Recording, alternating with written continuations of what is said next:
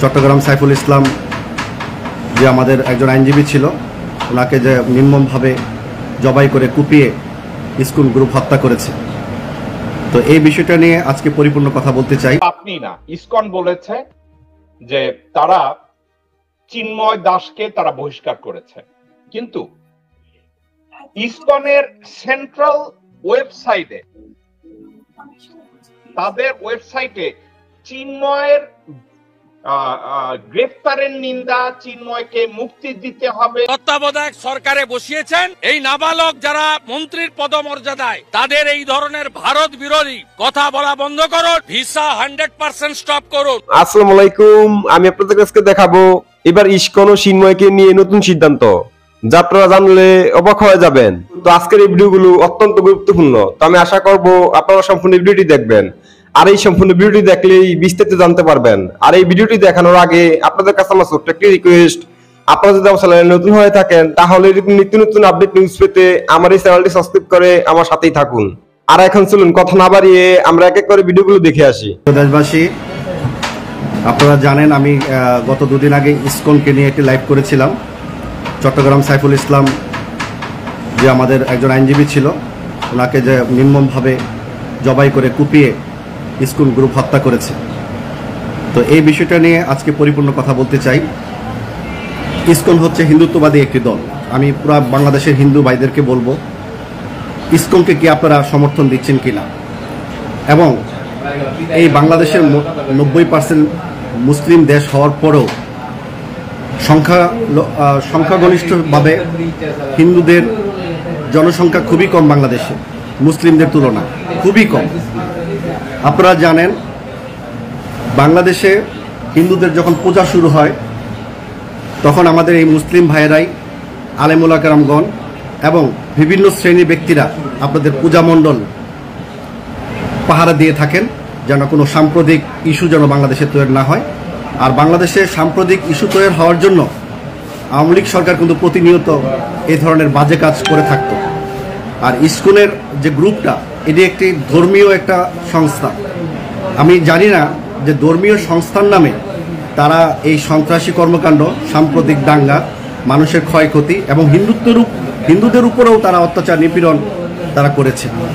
একটি ধর্মীয় সংস্থা যদি এরকম হত্যাকাণ্ডের সাথে জড়িত হয় তাহলে তাদের ধর্মীয় বিষয় নিয়ে একটি প্রশ্ন থেকেই যা, তাহলে তারা কি তাদের ক্ষুধার কাছ থেকে এই ধরনের ফরমান পেয়ে থাকে? মানুষকে ক্ষয়ক্ষতি করা, মানুষকে হত্যা করা, একটা দেশে উচ্ছৃঙ্খল সৃষ্টি করা, সাম্প্রতিক দাঙ্গা লাগানো। তো আমি ইসকন যারা করেন তাদেরকে বলবো, আপনারা ভালো হয়ে যান। যদি ধর্মীয় কোনো সংস্থা হয়ে থাকে, ধর্মের প্রতি আপনারা অনুগত থাকুন, ধর্মের প্রতি ফোকাস দেন। আর বাংলাদেশে ইসকনকে নিষিদ্ধের দাবি জানাচ্ছি, আপনারা সঠিকভাবে চলেন। কারণ বাংলাদেশের সন্ত্রাসী থেকে মুক্ত পাওয়ার জন্যই, দুর্নীতি, সন্ত্রাসী, খারাপ কাজ থেকে মুক্ত পাওয়ার জন্য দেশের মানুষ আওয়ামী লীগের 17 বছর দুঃশাসনের হাত থেকে মুক্ত পেয়েছে। আর এখন যদি ইসকন যদি শুরু করে তাহলে বাংলাদেশের মানুষ কিন্তু ছাড়বে না। আমার কাছে একটাই দুঃখ লাগে, ইসকনকে সমর্থন দিচ্ছে ভারতীয় সরকার, যেন বাংলাদেশে একটা উচ্ছৃঙ্খল সৃষ্টি সবসময় লাগাতে পারে এবং তাদেরকে যেন ভারত সরকার সহযোগিতা করে। এটা আমরা সবসময় বুঝতে পাচ্ছি। আমরা ভারতের প্রতি আহ্বান জানাবো, ভারত বাংলাদেশের কোনো শত্রু রাষ্ট্র নয়। আমাদের পার্শ্ববর্তী রাষ্ট্র হিসাবে ভারতকে আমরা একটি বন্ধুত্ব রাষ্ট্র হিসাবে সবসময় চাই এবং আশা করি যে বাংলাদেশের পক্ষে, বাংলাদেশের সাথে একটি কূটনৈতিকভাবে বাংলাদেশ একটি বন্ধুত্ব রাষ্ট্র হিসাবে থাকবে। কিন্তু ভারত প্রতিনিয়তই 1971 সালের পর থেকে বাংলাদেশ সাথে ভারতের সম্পর্ক খুবই একটা ভালো একটি সম্পর্ক তারা আমাদের সাথে করতে চায় না। সবসময় জোরপূর্বক করে আমাদের দেশের সরকারকে হস্তক্ষেপ করতে তারা বাধ্য করে। এটা অত্যন্ত দুঃখজনক। একটি স্বাধীন বাংলাদেশে ভারত এই ধরনের কার্যক্রমকে আমরা অবশ্যই তীব্র নিন্দা প্রতিবাদ জানাই।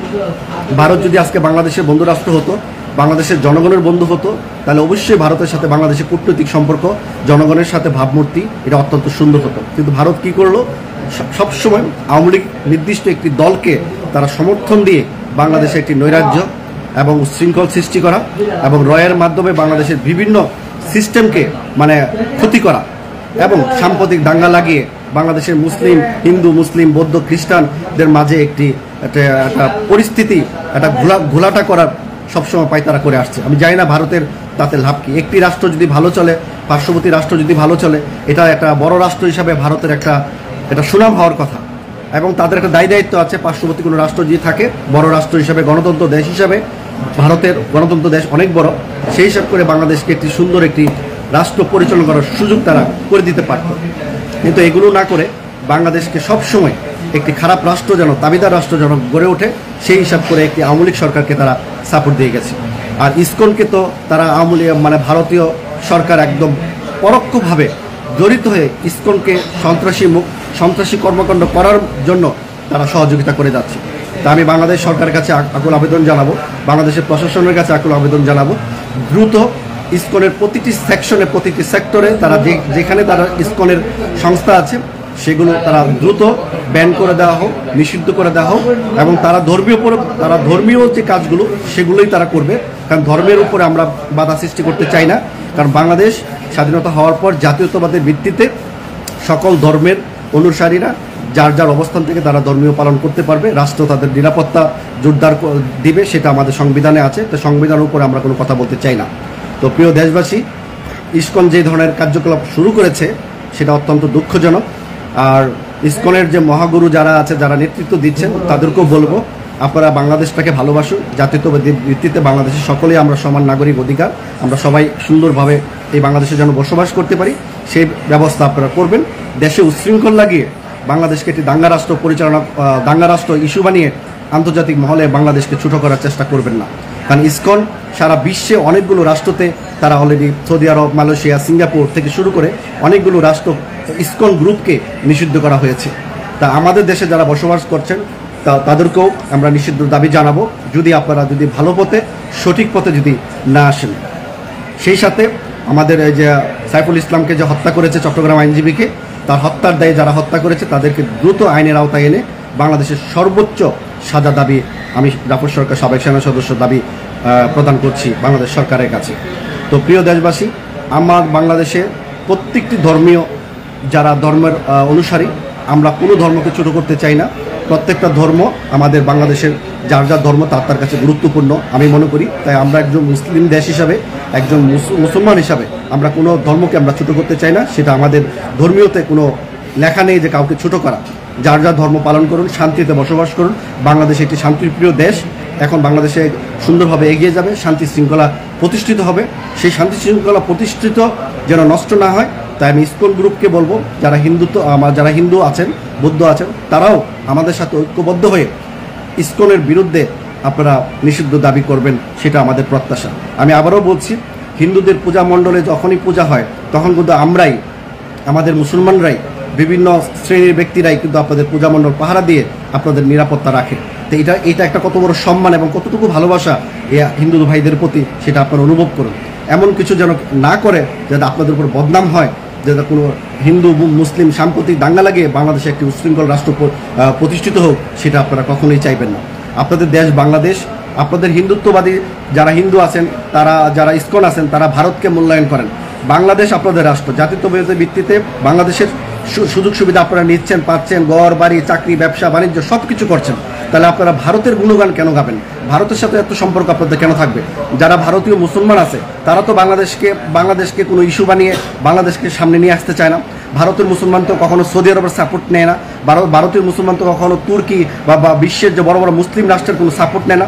তাহলে আপনারা বাংলাদেশে বসবাস করে বাংলাদেশের সব ধরনের ফেসিলিটি নিয়ে, কারণ আপনারা দেশের নাগরিক, ফেসিলিটি পাবেন, তারপরও আপনারা কেন ভারতের হস্তক্ষেপ নিতে হবে? ভারতের সেনাবাহিনী হস্তক্ষেপ নিতে হবে, ভারতের এই করতে হবে, ভারতের চক্রান্ত হয়ে বাংলাদেশের নৈরাজ্য সৃষ্টি করবেন, সন্ত্রাসী কর্মকাণ্ড করবেন, মানুষকে হত্যা করবেন? এটা কোন ধরনের নীতি এবং আদর্শ? আপনাদের গুরু, আপনাদের ভগবান আপনাদেরকে এই ধরনের ইঙ্গিত দিয়ে থাকে যে মানুষের ক্ষতি করা? প্রত্যেকটা ধর্মীয়ভাবে শান্তি শৃঙ্খলা বিরাজ থাক, প্রত্যেকটা ধর্মের বিষয়ে এগুলো উল্লেখ করা আছে। তাই আমি বলবো, ইসকন যারা আছেন তারা ভালো হয়ে যান, এবং বাংলাদেশ সরকারকেও বলবো আপাতত ইসকনকে একটি জঙ্গলি সংগঠন হিসাবে আখ্যায়িত দিয়ে তাদেরকে নিষিদ্ধ করা হোক, এবং যার যার ধর্ম তারা যেন পালন করে সেই বিষয়ে যেন তাদের ফোকাস নেওয়া উচিত। ধন্যবাদ সবাইকে, সবাই লাইভটা শেয়ার দেবেন।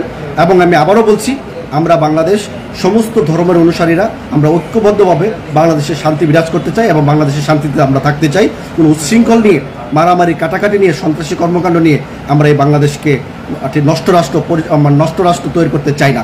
যারা বাংলাদেশকে ভালোবাসেন, যারা জাতীয়তাবাদের ভিত্তিতে বাংলাদেশে বসবাস করছেন, সবাই বাংলাদেশকে ভালোবাসবেন, বাংলাদেশকে সম্মান করবেন, যেন আমরা হিন্দু মুসলিম ভাই বোনেরা সবাই মিলেমিশে এই বাংলাদেশকে একটি সুন্দর একটি রাষ্ট্র তৈরি করে যেন ভবিষ্যতে ভালো একটি রাষ্ট্র উপহার দিতে পারি সারা বিশ্বের কাছে। ধন্যবাদ সবাইকে, সবাই ভালো থাকবেন। আসসালামু আলাইকুম। ওকে, মজুমদার সাহেব, আপনার কথার সাথে আমি একটা কথা যোগ করতে চাই। শুধু আপনি না, ইসকন বলেছে যে তারা চিন্ময় দাসকে তারা বহিষ্কার করেছে, কিন্তু ইসকনের সেন্ট্রাল ওয়েবসাইটে, তাদের ওয়েবসাইটে চিন্ময়ের গ্রেফতারের নিন্দা, চিন্ময়কে মুক্তি দিতে হবে, চিন্ময়কে অন্যায়ভাবে গ্রেফতার করছে, এগুলো নিয়ে প্রতিবাদে পুরা ইসকন ওয়েবসাইটটা তারা ভুইরা রাখছে। ওয়ারাস তারা বলতেছে তারা চিন্ময় দাসকে বহিষ্কার করছে। এখন এটা কি আপনার কাছে ডাবল স্ট্যান্ডার্ড মনে হয় না? একদিকে বলে চিন্ময় আমাদের কেউ না, আমরা তাকে অভিযোগের ভিত্তিতে বহিষ্কার করছি, আবার তাদের সেন্ট্রাল ওয়েবসাইটে প্রত্যেকটা জায়গায় চিন্ময় দাসকে কেন গ্রেফতার করা হইল, বাংলাদেশে হিন্দুদেরকে নিধন করা হইতেছে, এই মুহূর্তে চিন্ময় দাসের মুক্তি চাই, তাইলে আমরা কোন দিকে আমরা বুঝতে পারি? এটা কি এই যে বহিষ্কার করার কথা যেটা বলে, এটা কি ভণ্ডামি না আসলেই বহিষ্কার? আর যদি বহিষ্কার করে থাকে তাদের ওয়েবসাইটে এগুলো দিচ্ছে কেন? ইসকন, বাংলাদেশ ইসকন চিন্ময়কে বহিষ্কার করেছে, এটা কোনো ভণ্ডামি নয়, এটা শতভাগ সত্য। যেটা ডাবল স্ট্যান্ডার্ড বললেন, ওটা ডাবল স্ট্যান্ডার্ড নয়, ওটা হচ্ছে একটা নগ্ন হস্তক্ষেপ। এখন বাংলাদেশ কিন্তু আমাদের কাছে অনেক জনবহুল একটা দেশ, জনসংখ্যা থেকে আমরা অষ্টম, কিন্তু দেশটাও কিন্তু অন্য শক্তি থেকে আমরা অনেক পিছিয়ে যাই। সেভাবে ইসকন আমেরিকাতে নিবন্ধনকৃত, এবং নিবন্ধনের সময় তারা কিন্তু বলে নাই যে আমরা লাফালাফি দাফাদাফি করবো। তারা বলছে যে আমাদের ভগবান শ্রীকৃষ্ণকে আমরা প্রচার করব, শ্রীকৃষ্ণ বাণী প্রচার করব, শ্রীকৃষ্ণ মাহাত্ম্য প্রচার করব। কিন্তু এখানে হয়েছে কি, ইসকনের যে হেডকোয়ার্টার যেটা বলেন মায়াপুর, আর যদি আমেরিকা ধরেন নিউ ইয়র্ক, এই দুটো জায়গায় কিন্তু বাংলাদেশের প্রভাব তেমন না। এখন এই দুই জায়গায় যেমন শোনা যাচ্ছে তুলসীগড় অনেক ইসকনের মেম্বার, এখন মায়াপুর হচ্ছে ইন্ডিয়ার ভিতরে, আর বিশ্বের অন্যান্য দেশ, সেখানে কিন্তু হয়তো বাংলাদেশ ওটাকে ইস্টাবলিশ করতে পারে নাই যে সে এখান থেকে বহিষ্কৃত, কিন্তু যেহেতু এটা মিডিয়ার মাধ্যমে দেখছে, তারা যেহেতু চিন্ময় অ্যারেস্ট হয়েছে এটা মিডিয়ার মাধ্যমে জানতে পারে, চিন্ময় যে চাইল্ড অ্যাবিউজ করার কারণে বহিষ্কার হয়েছে এটা তারা কেন জানতে পারতেছে না? এইটাই তারা ভণ্ডামি করতেছে। দুই নম্বর কথা হচ্ছে যে ভারত এবং আমেরিকা যে এই হিন্দুরা মিলে কিন্তু ইসকনকে প্রভাবিত করতে পারতেছে, যেটা করা দরকার এটা করা দরকার না। কিন্তু এই চিন্ময়টা কি? এই চিন্ময়টা 2022 সালে 154 জন সংখ্যালঘু মারা যায়, তারপরে 145 প্লাস হিন্দু, বাকি অন্য ধর্মাবলম্বী। সেখানে তারপর আমেরিকার সে কংগ্রেসম্যান চিঠি লিখছিল বাংলাদেশের সংখ্যালঘুরা নিরাপদ না। সেই চিঠির প্রেক্ষিতে কিন্তু এই চিন্ময় লীলারাজ গংরা পাল্টা চিঠি লিখছিল জো বাইডেনের কাছে, যেটা বাংলাদেশের সংখ্যালঘুরা নিরাপদ। এই চিন্ময় গ্যাং লোক মারা গেলেও তখন বলে যে বাংলাদেশে সংখ্যালঘুরা নিরাপদ, আর এখন বিনা কারণে বলে নিরাপদ না। তাহলে এরা তো বোঝেন যে এরা কোনো উদ্দেশ্য প্রণীত কোনো তৃতীয় পক্ষের প্রেসক্রিপশনে এরা এগুলো করতেছে। এত জলের মতো পরিষ্কার, অত কেউ মুখ খুলছে কেউ মুখ খুলছে না। যারা এই চিন্ময়ের পিছনে যায় হিন্দু, সমাবেশ হচ্ছে রংপুরে, কোটালীপাড়া থেকে গেছে, ওখানে কি সবাই হিন্দু ছিল? কোটালীপাড়া থেকে রংপুর বিভাগীয় যদি সমাবেশ, কোটালীপাড়া থেকে রংপুর যাওয়া লাগে? যেখানে হচ্ছে ওই কয়জন মুখ, ওই কয়জন ফেসবুক, ওই কয়জন মিলে এই, আর অতি উৎসাহী কিছু লোকজন যাচ্ছে, আর অন্যান্য যাদের অন্য উদ্দেশ্য আছে তারা তাদের অর্থ পয়সা করি বাস গোস দিয়ে তারা এটাকে বড় আকারে দেখাচ্ছে। তা 2023 সালে রানা দাশগুপ্ত সেক্রেটারি, একটু বলি, সেখানে তারা দল মিলে একটা সমাবেশ করতে পারে না। এখন এটা পারে, এদের কি ক্ষমতা আছে? এরা কারা? একে চিনি না আমরা, এরা পাড়ার লোক চেনে না, ইন্টারন্যাশনাল মিডিয়ায় কভার হচ্ছে। এরা তো এখন এই নিজেকে ভারসাম্য হারাই ফেলছে, কোথায় যাবে কি করবে। দাদা দেখেন কি বলছে। ওকে, আমি বলতে চাচ্ছি এইটা হচ্ছে ইসকনের সেন্ট্রাল ওয়েব পেজ। এই ওয়েব পেজে তারা বাংলাদেশ নিয়ে একটার পর একটা আর্টিকেল তারা লিখছে, সেখানে চিন্ময়রে অলমোস্ট ফেরেশতা বানায় দিছে। শোনেন, ভারত এখানে দ্বিচারিতা করতেছে। ভারত তাদের দেশে যে ভণ্ড রাম রহিম সিং জেলে পড়ছে, তাদের দেশে আর একটা ভণ্ড নিত্যানন্দের দেশ থেকে তাড়াইছে, তাদের আর একটা ভণ্ড ভগবান দাস, তাদের এদেরও কিন্তু কোটি কোটি অনুসারী ছিল। চিন্ময় দোকানে চুনোপুটি 3 দিন চাইল্ড অ্যাবিউজ করে ওর কি? রামপ্রেম সিং যেদিন গ্রেফতার করে বিজেপি সরকার 20 জন লোক মারা গেছে, কই? তারা তো সবকিছুর মূল্যে তারা জেলে রাখছে। ভগবান দাসে তারাই দিছে, নিত্যানন্দের দেশ থেকে তারা ধর্ষণ মামলায় মানুষের এখন সেই মামলা তার কনভিক্টেড হয়ে গেছে, দেশে সে পলাই গেছে, কই? তখন তো এদেরকে দেখি না। আর একটা বলাৎকারীকে নিয়ে তারা লাফায় উঠছে, মানে তার নিজ দেশে ধর্ষণকারীকে তারা জেলে দেবে, অন্য দেশের শিশু ধর্ষণকারীকে তারা মাথায় তুলে নাচবে, এটা তো আমরা নিন্দা জানাচ্ছি তাদের। এবং বাংলাদেশ ইসকন যেখানে বলতেছে সে আমাদের কেউ না, ভারতের সব পত্রিকা লিখতেছে সে ইসকনের চিন্ময়, ইসকনের চিন্ময়। শর্ট কি এগুলো? ভারত শুধু শুধু তাদের সব ছোট ছোট দেশগুলো তাদেরকে ঘৃণা করে না, তাদের ব্যবহারের জন্য ঘৃণা করে। ভারতের তাদের স্ট্র্যাটেজি চেঞ্জ করতে হবে, কৌশল না বদলালে ভারতের বন্ধু থাকবে না। দিন শেষে ওই যে ভগবান বাঁচাবে বলে একসময় ভগবান বাঁচায় না। এই যে ভারতের এই যে কি মন্দির বলে যে ভারতীয় উপমহাদেশে আমাদের সোমনাথ রক্ষা করতে চাই নাই, কোথায় তখন ছিল না ভারতের সাধুরা? 18 বার করা লাগছে। এই যে ভারতের যে মন্দিরগুলো, যে 15টা 16টা মন্দির আক্রমণ হয়েছে, ভারতের সাধুরা কি করে? আচ্ছা, এই চিন্ময় এর আগে হিন্দু সমাজের জন্য এই চিন্ময় কি করছে? চিন্ময় বড় বিগত কত মানে ওর যে সন্ন্যাস জীবনে আইছে, ও কি করছে সন্ন্যাস জীবনে? তার দেখছেন কয়দিন আগে এই বের একটা বালিশ, এই বের একটা বালিশ সুপার মধ্যে বসে বক্তব্য দিচ্ছে। এই করে সন্ন্যাসীর জীবন? একজন সন্ন্যাসীর ব্যাংক অ্যাকাউন্ট থাকবে? একজন সন্ন্যাসীর কি ব্যাংক অ্যাকাউন্ট থাকে? সন্ন্যাস টাকা ধরে? সন্ন্যাসীর কি এইগুলো করে বেড়ানো? পৃথিবীর কোন দেশের সন্ন্যাসী এই লম্প করে বেড়াইছে হনুমানের মতো? এটা জেনে ইসকন বলতেছে যে শিশু বলাৎকারের কারণে আমরা তাকে স্থায়ী বহিষ্কার করছি, জাস্ট না, ওকে ছুড়ে ফেলে দেওয়া উচিত। তারপরে তার পিছনে মানুষ যাচ্ছে। আসলে আমরা হিন্দুরা সারা জীবন হুজুকে মারছি, হুজুকে মারতে মারতে এখানে আসছি, এখন হুজুকে মারতেছে। হুজুকে না মারলে রাম রহিমের মতো লোকের পিছনে 20 জন মানুষ মারা যায় নাকি? তো সব মন্ডামি দেশ ভরে গেছে, কথা বলতে আর ইচ্ছে করে না দাদা। ওকে দাদা, এখন আমি এখন ভুলে গেছে মানুষ। ইসলাম সাহেব, আমি এতক্ষণ ধর্মীয় লেবাসটাকে বিক্রি করার জন্য চিন্ময়কে আনা হয়েছে, যে দেখছে অন্য কেউ খাবে না, ধর্মটাকে, ধর্ম একটা ঔষধের মতো, ওইটা দিয়ে মানুষকে সহজে পক্ষে নেওয়া যায়, বিপক্ষে করা যায়, ওইটা দিয়ে দেখবেন পৃথিবীর সব চালাক লোকগুলো ধর্মকে ব্যবহার করে তার স্বার্থ হাসিল করে। এই শুভেন্দু অধিকারী চাচ্ছিল পশ্চিম বাংলায় তাকে বিজেপি সাথে বিরোধী নেতা, আগামীতে নির্বাচন হবে সে 26 সালে, সেই নির্বাচনে তাদেরকে হিন্দুদের কিছু করা যায় কিনা, এক করা যায় কিনা, হিন্দুদের সাথে আসি, এইগুলো তারা বলছে। কিন্তু এই সুভাষিস ঘোষের মতো লোকরা তো তাদের ওই চাল ধরে ফেলছে বলে কালকে প্রতিবাদ করছে, সিদ্দিকুল্লাহ ধরে ফেলছে, প্রতিবাদ করছে। আমার তো মনে হয় ভারত যে লাইনে যাচ্ছে, এই লাইনে মনে ভারতের দেশের প্রতি কোনো বিদ্রোহ হবে, এটা আমার ধারণা।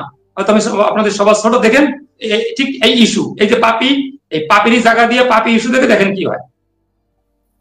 ইসলাম সাহেব, এতক্ষণ আপনি মজুমদার সাহেবের কথা শুনলেন। আমি মজুমদার সাহেবকে সাপোর্ট করি, তার সাথে একমত, আমি এই প্রসঙ্গটায় যাব না। কিন্তু মজুমদার সাহেব যেই কয়টা অ্যাপ্রোচ করেছে, আমার ওনার প্রত্যেকটা সাবজেক্টকে উনি যেভাবে টাচ করেছে, এখানে আমি বিরোধিতা করার কিছু দেখি না।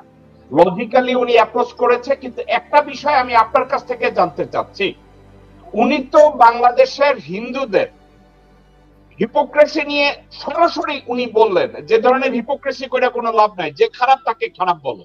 এখন আমি ওনার ধর্মের এই চিন্ময় দাসকে উনি যেভাবে বললেন, আমি হাজী নুরুল ইসলাম আপনাকে যদি বলি যে এই চিন্ময়ের মতো কিছু মোল্লা বাংলাদেশে আছে, যেমন নজিবুল বাসার মাইজ ভান্ডার, তারা মাথায় টুপি পরে হায় মুজিব কইরা চিল্লাইছে।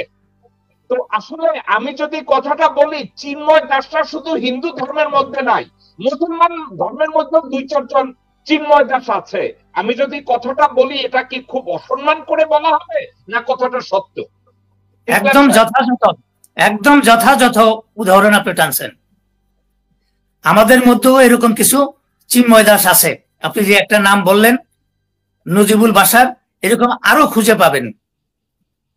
এবং এরা টাকার বিনিময়ে বিক্রি হয়, এরা পদের বিনিময়ে বিক্রি হয়, এরা যে কোনো সময় যে কোনো কারো কোলে উঠা বসে, গলা জড়াইয়া ধরে, বিসমিল্লাহ করে গলা জড়াইয়া ধরে এবং বেঈমানিটা করে। চিন্ময় দাসের সংখ্যা আমাদের ধর্মের 2-4 জন আছে, যাদেরকে আমি তাদের কথা বললাম, আমি বললাম নজিবুল বাসার মাইজ ভান্ডার, কিন্তু বাংলাদেশের কোন মিডিয়ায় এই ভণ্ডকে নিয়ে কি মজুমদার সাহেব যেভাবে আলোচনা করছে এইভাবে কি কেউ আলোচনা করে? আমি না, এমনটা আমিও দেখি নাই এবং আমিও পড়ি নাই কোনো পত্র পত্রিকায়। আমি মজুমদার সাহেবকে বলবো, he is one of the honest soul. ওনার কথাবার্তা শুনতেছি আর আমি ওনার দিকে তাকাইতেছি। আমার যে প্রিয় শিক্ষক কানাইলাল শীল, ওনার মতো কথা বলতেন। মজুমদার সাহেব, আপনাকে আমি বলি আমার একটা কষ্টের কথা। আমার ছোট সময় প্রাইমারি শিক্ষক ছিলেন, আমার বাবার ক্লাসমেট, ওনার নাম ছিল কানাইলাল শীল। তো ওনার ছেলে মেয়েরা সিদ্ধান্ত নিছে যে জমি বিক্রি করে ইন্ডিয়া চলে যাইব। এখন আমার স্যার বলছে আমি এই দেশে মুক্তিযুদ্ধ করছি ইন্ডিয়া যাওয়ার জন্য, আমি ইন্ডিয়া যাব না। আপনি জানেন আমার স্যারের ছেলেপানরা স্যারের ঘুমের মধ্যে পালিশ চাপা দিয়ে মাইরা পালাইনে ধরছিল। এখন এই যে আমি বললাম না, নজিবুল বাসার মাইজ ভান্ডারের মতো চিন্ময় দাস মুসলমান ধর্মেও আছে, আবার এই চিন্ময় দাস হিন্দু ধর্মেও আছে, আবার এই চিন্ময় দাস খ্রিস্টান ধর্মেও আছে। But it's a different issue. এখন আমি আপনাদের দুইজনকে একটা প্রশ্ন করব।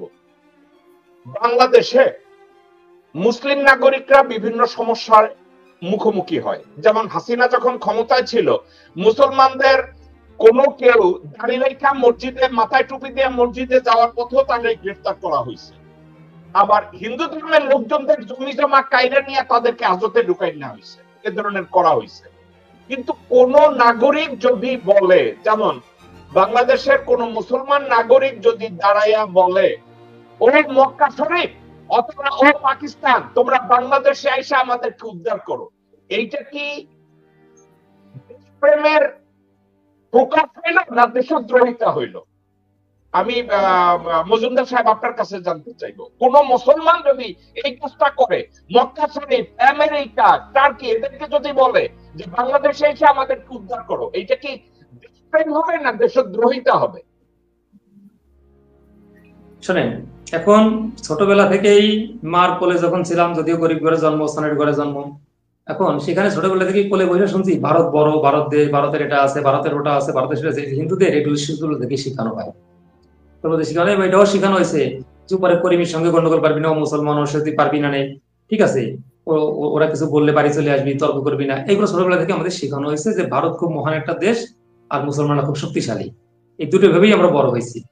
এখন বাংলাদেশের হিন্দুদের যেমন আপনাদের মক্কা হচ্ছে সৌদি আরব, আপনারা হজ করতে যান, আর বাংলাদেশের আমার বাবা মা মারা গেছে, আমাদের সর্বোচ্চ মুক্তির জন্য আমাদের গয়া আকাশী পিণ্ড দিতে হয়। এখন এজন্য ভারতের প্রতি হিন্দুদের দুর্বলতা থাকবে, কিন্তু সেই দুর্বলতা যখন দেশের সার্বভৌমত্বের বিরুদ্ধে যাবে, নাগরিক অধিকারকে ওভারটেক করবে, তখন তো সেটা অবশ্যই রাষ্ট্রদ্রোহিতার ভিতর পড়ে। আমি আমার পূর্ণভূমিকে ভারতকে প্রণাম করতেছি, কিন্তু ভারত যে আমার সাথে যদি আমাদের দেশ নিয়ে যখন যুদ্ধ করবে, তখন কি বসবো যে সৌদি আরব বাংলাদেশ যুদ্ধ হলে কি মুসলমান সৌদি আরবের পক্ষে চলে যাবে, ওখানে মক্কা আছে বিদায়? তাহলে হিন্দুদের কি ওখানে মানে ওদিকে আমাদের গয়া কাশি আছে বিদায় কি হিন্দুরা ওই দেশে যাবে না? কিন্তু হিন্দুদের মনে থেকে এটা, এই যে বুঝটা, এটা মন থেকে বেরোতে পারে না। মানে এটা হচ্ছে হিন্দুদের অস্থি মজ্জায় ভারত আমাদের দেশ, ভারত আমাদের উদ্ধার করবে, ভারত আমাদের রক্ষা করবে। কিন্তু আমি হিন্দুদের বলতে চাই, 1971 সালের পর থেকে, অর্থাৎ স্পেসিফিক হিন্দুদের জন্য কি ভারত কোনো কিছু করছে? 2012 সালে 25,000 লোক আক্রমণ করে আমু কিয়া যে হিন্দু বৌদ্ধ মন্দিরগুলো ভাঙছে, সব বৌদ্ধ মন্দিরগুলো শেখ হাসিনা সরকার করছে। দেখা তো একটা হিন্দু মন্দির করে দিয়েছে, কত মন্দির কত গ্রামে আক্রমণ, কিন্তু কি করছে শেখ হাসিনা? তো বিশ্বজিৎরে কোপায়, তার ছাত্রলীগের সোনার ছেলেটা কোপাইছে, তারপর কত বয়সে টুঙ্গি পাড়া গেছে, কই বিশ্বজিৎ মার কাছে সে একবার গেছে? সে তো রোহিঙ্গা ধরা ধরে ঠিকই কান্না করছে, আসো আমাকে বিশ্ব মানবতার জন্য নিয়ে কি নোবেল টোবেল পাবে। আরে বাবা, নোবেল কমিটি বোকা, নিজ দেশের সংখ্যালঘুদের তুমি 3 বার মারতেছো, নিরাপদ না, তোমার একটা নোবেল ছুড়ে মারবে না, ঠিক আছে? মানে এই যে হিন্দুদের মাথা থেকে এটা ফেলতে হবে যে এই দেশ আমার, এই দেশে আমি জন্মেছি, এই দেশে আমার মৃত্যু হবে। যদি ভগবান ভালোবাসতো আমার ঈশ্বর, তাহলে তো ভগবান আমাকে গয়াতে জন্মগ্রহণ করতো, কাশীতে জন্মগ্রহণ, তা তো করে নাই। আমি এখানে কেন করাইছে? সে আমাকে এটা ভালোবাসছে, অতএব এখানে আমাকে অন করে এটাকে দিয়ে প্রোটেস্ট করে এমন কোনো কাজ কথা বলা যাবে না যে কাজ এবং কথা আমার রাষ্ট্রের বিরুদ্ধে যায়। সবচেয়ে বড় মামলা রাষ্ট্রদ্রোহিতা মামলা, ঠিক আছে? অতএব আমরা বিচার চাবো আমাদের দেশের সরকারের কাছে। এই যে আমি ডাক্তারের কাছে গেছিলাম আমার চোখের সমস্যার জন্য, ডাক্তার ওষুধ দিলেন, খুব ভালো একজন প্রফেসর দেখলেন, সেখানে আমি হিসেব করে দেখলাম যে সব মিলে তো রাষ্ট্র আমার পিছনে প্রায় 15 টাকা খরচ করছে সব ওষুধপত্র থেকে। এই 15 টাকা তো ভারত সরকার এই বাংলাদেশ হসপিটালে দেয় নাই, যে আমাদের হিন্দুরা আছে, তুমি নরেন্দ্রবাবু ওষুধ দিয়েছে, হিন্দুদের টাকাটা আমি দেবো। হ্যাঁ, তারা ইসলামী হসপিটালে একটা টাকা তারা দেয়, এরকম চ্যারিটি ফান্ডে আমাদের দেশও তাদের দেয়, বন্যার সময় একে অপরে সাহায্য করে। কি তার মানে আমাদের হিন্দুদের বোঝা উচিত যে এই দেশ আমার, আমি এই দেশে থাকবো, এই দেশটা আমি গ্রহণ করতেছি, এই দেশের খাচ্ছি, এই দেশের পশু পাখি আবহাওয়া সব মিলে আমি বড় হচ্ছি, অতএব আমি এমন কিছু করতে যাবো না যেটা রাষ্ট্রদ্রোহিতে পড়ে, আর আমি আমার দেশবাদ্য অনুযায়ী প্রেমও দেখাতে যাবো না। কারণ ওই যে একটা কবিতা আছে না, যে সব বঙ্গতে জন্মে হিংস্র বঙ্গবাণী, সেসব কাহার জন্ম নির্ণয় না জানি। তা সবার আগে হলো দেশ, সবার আগে দেশ, তারপর ধর্ম, তারপর মানুষ। দেশ না হলে ধর্ম থাকবে না, ধর্ম না হলে মানুষ থাকবে না। আমরা আমরা সবার কাছে অনুরোধ করবো যে এমন কিছু আমাদের ধর্মাবলম্বী যারা আছে যে আগে আমাদের দেশ আমাদের রক্ষা করবে, অন্য দেশ আমাদের রক্ষা করবে না। অন্য দেশ আজ পর্যন্ত 80 রক্ষা করেও নাই, করবেও না। তাহলে তো চীনাকেও রক্ষা করতো, আর এই বিশ্বযুদ্ধের জন্য তারা স্টেটমেন্ট দিত যে বিচার চাই, কঠোর বিচার, তার তো স্টেটমেন্ট দেয় নাই। এমনি তারা মাঝে মাঝে দুটো কথা বলে, 21 সালে এটা বলতে গেছিল, দীপুমণি এক থ্রেট দিল, এইগুলো বলবে না, তখন তারা চুপ হয়ে গেল। তাদের ভিতরে কি ভিন্ন উদ্দেশ্য কিভাবে তারা আছে এটা তারা আমরা জানি না। তবে আমাদের সবার কাছে অনুরোধ করবো যে দেশের বিরুদ্ধে কত মানে যায় এমন কোন ভাষা এবং কোন কাজ যাতে আমরা হিন্দুরা না করি। মজুমদার সাহেব, ইসলাম সাহেব, চিন্ময় দাস গ্রেফতার হওয়ার আগে রংপুরে গিয়ে বলছে হিন্দুদের দাবি দেওয়া যদি না মানে তাইলে বাংলাদেশকে সিরিয়া বানানো হবে, বাংলাদেশকে কুর্দিস্তান বানানো হবে, বাংলাদেশকে আফগানিস্তান বানানো হবে, মানে বাংলাদেশকে লেবানন বানানো হবে, বাংলাদেশকে গাজা স্ট্রিপ বানানো হবে। এবং 2013 সালে, জাস্ট 14 সালের ইলেকশনের আগে রানা দাশগুপ্ত এবং পীযূষ বন্দ্যোপাধ্যায়রা এবং শাহরিয়ার কবিররা একত্রে ভারতকে বলেছে যে বাংলাদেশে এসে হিন্দুদের রক্ষা করো। এই টোটাল বিষয়টাকে যদি আপনি একত্র করেন, এর ভিতরে কি আপনি ধর্মীয় সম্প্রীতির কোনো গন্ধ পান, নাকি ধর্মের ভিতরে একটা ফায়ার তৈরি করে বাংলাদেশে ইনস্টেবিলিটি তৈরি করার জন্য বা নিজেদের স্বার্থ রক্ষার জন্য তারা ধর্মটাকে ব্যবহার করছে? আপনি কি মনে করেন ইসলাম সাহেব? নিজেদের না, এখানে বলেন। অত্যন্ত দুঃখের সাথে বলতে হয় যে দেশ স্বাধীন হয়েছে 1971 সালের 16 ডিসেম্বর। তখন প্রায় হিন্দু ছিল 27-28%। আজকে 53 বছর পর 7-8% এসে হিন্দু দাঁড়িয়েছে।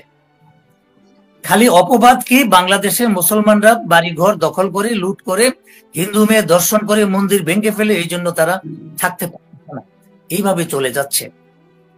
এই প্রশ্নগুলি আমি যখন কলকাতা যেতাম, এই প্রশ্নগুলি আমাকে করত।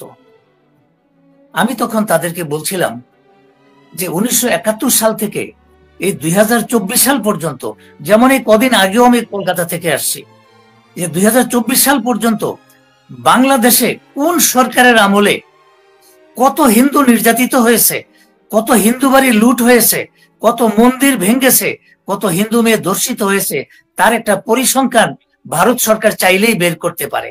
আপনার এটা বের করে দেখেন, 75% শুধু আওয়ামী লীগের আমলেই হয়েছে, যেই আওয়ামী লীগকে বাংলাদেশের হিন্দুরা ভগবান বলে জানে। কিন্তু তারা সেই পরিসংখ্যানে যাবে না। যখনই তাদের অপছন্দের কোন সরকার বাংলাদেশের ক্ষমতায় আসবে, তখনই বাংলাদেশের হিন্দুদের উপর এই গজব নেমে আসে।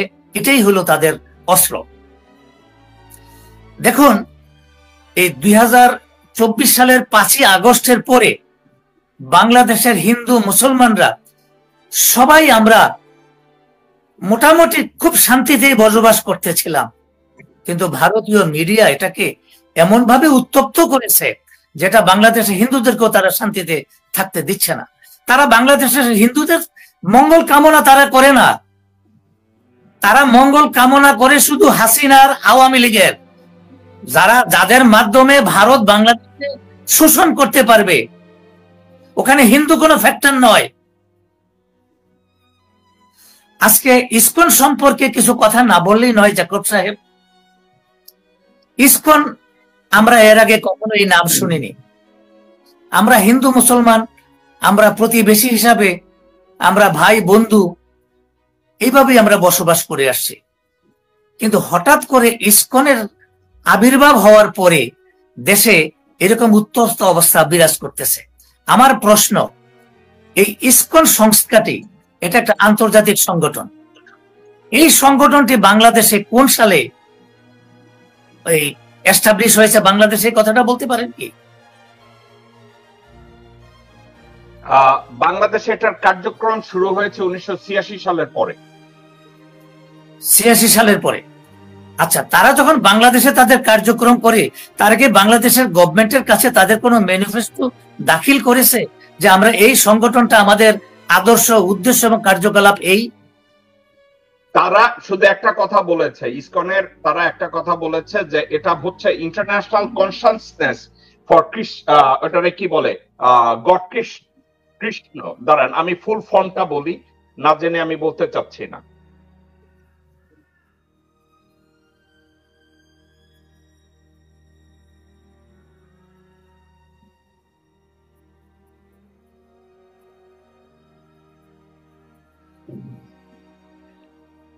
ইসকন মিনিং তারা যেটাকে বলেছে, okay, international society for Krishna consciousness. তারা বলছে 1966 সালে যে ভদ্রলোক ইসকন নিউ ইয়র্কে এস্টাবলিশ করেছে তার নাম ছিল প্রভুপাদা। প্রভুপাদা বলেছে ইসকন এবং হিন্দু ধর্মের সাথে কোনো সম্পর্ক নাই। তো আমি আশা করছি যে আপনারা সম্পূর্ণ ভিডিওটি দেখেছেন। তো আপনাদের যদি এই বিষয়টি নিয়ে কোনো মতামত থাকে আমাকে অবশ্যই কমেন্টে জানাবেন। আর আপনারা যদি আমার চ্যানেলে নতুন হয়ে থাকেন তাহলে আমার এই চ্যানেলটি সাবস্ক্রাইব করে আমার সাথেই থাকুন। তো দেখা হচ্ছে পরবর্তী ভিডিওতে। সে পর্যন্ত সবাই ভালো থাকবেন, সুস্থ থাকবেন। আল্লাহ হাফেজ।